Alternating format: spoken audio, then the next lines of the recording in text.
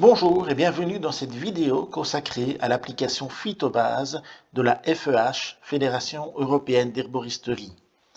Dans cette vidéo, nous allons nous connecter à l'application et passer en revue le tableau de bord de l'utilisateur.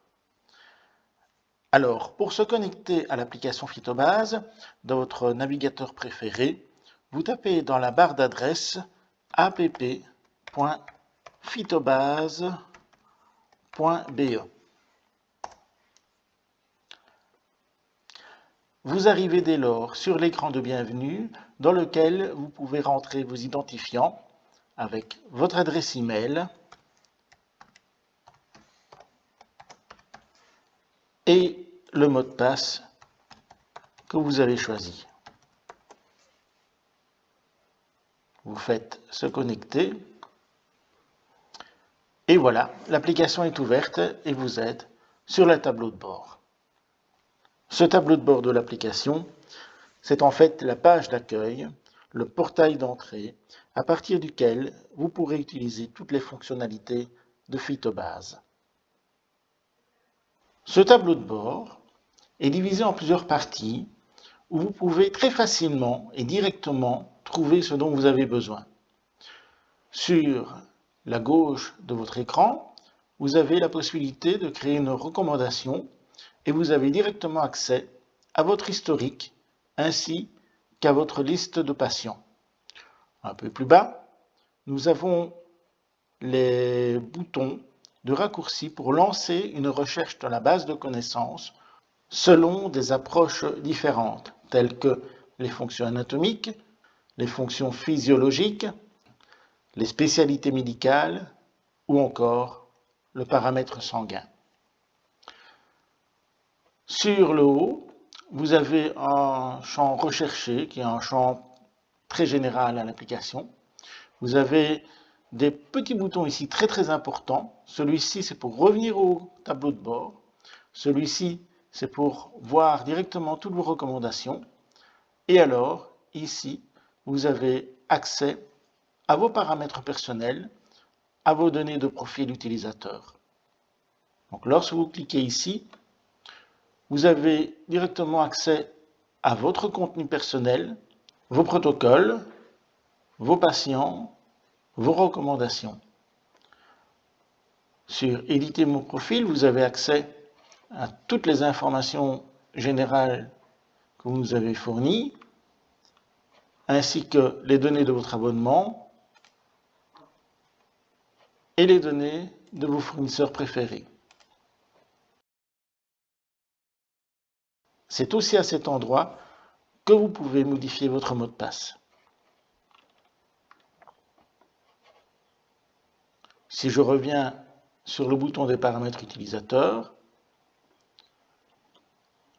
vous pouvez également vous déconnecter de l'application.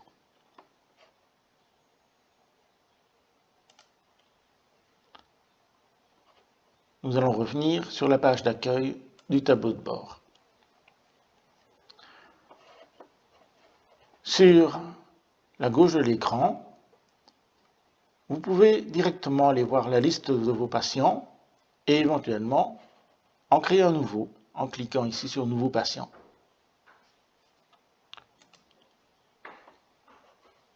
Pour créer un nouveau patient, vous devrez remplir le formulaire avec les coordonnées. Certaines sont optionnelles, d'autres obligatoires.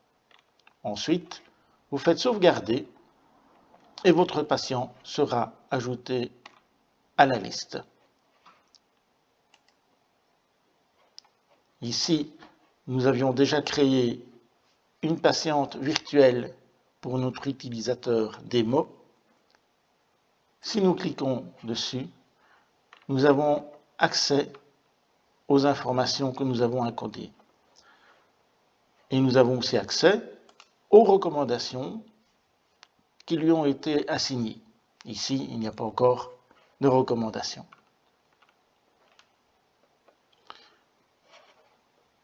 Pour créer une recommandation, vous pouvez cliquer ici. La première chose à faire, c'est de choisir le patient pour lequel on crée une recommandation. Vous devez donc toujours encoder vos patients avant de créer une recommandation pour celui-ci. Nous revenons à l'écran d'accueil. Alors nous voyons ici les boutons d'accès de raccourci qui sont en fait les mêmes que ceux-ci. Si nous allons voir les fonctions anatomiques, nous verrons que nous allons commencer à faire une recherche dans la base des connaissances en fonction de l'anatomie du corps humain. Vous pouvez cliquer directement sur le schéma ou alors utiliser la liste déroulante.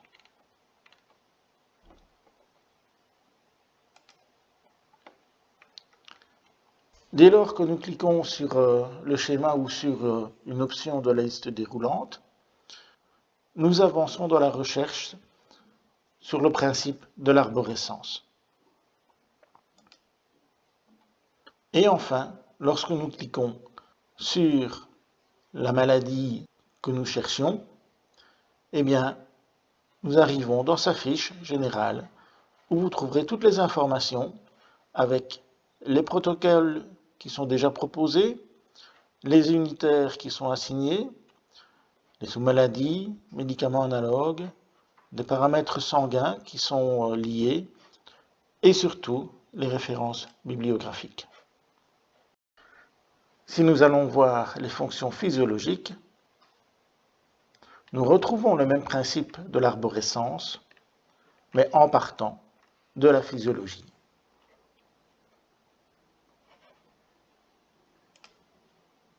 Même chose si nous lançons une recherche en fonction des spécialités médicales.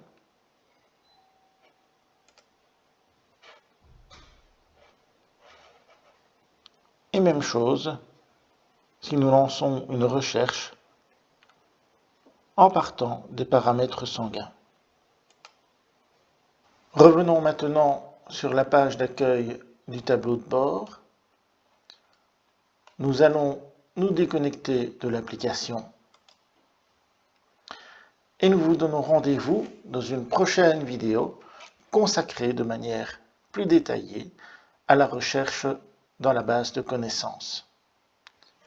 Nous vous remercions pour votre attention et nous vous souhaitons une très bonne utilisation de l'application Phytobase.